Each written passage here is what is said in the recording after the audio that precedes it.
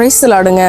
இந்த உலகத்துல நிறைய பேர், நிறைய அறிவியல் ஆராய்ச்சியாளர்கள் நிறைய சாதனைகளை படைச்சிருக்காங்க. ஆனா ஆவிக்குரிய உலகத்துல நம்ம ஒரு சாதனை நம்ம ஒவ்வொரு பேரும் படைக்க வேண்டும். அது என்ன அப்படின்னா, ஒரு பாவிய மனம் திரும்ப வச்சா பரலோகம் சந்தோஷப்படுதுதான். அந்த சந்தோஷம் அதுதான் நமக்கு சாதனை.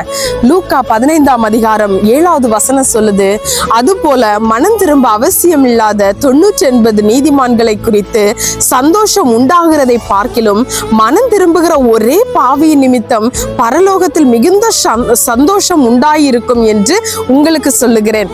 அப்போ நம்ம ஸ்பிரிச்சுவலி நம்ம அந்த வேர்ல்டுல தான் பயங்கரமான சாதனைகளை படைக்கணும். அப்படித்தானே?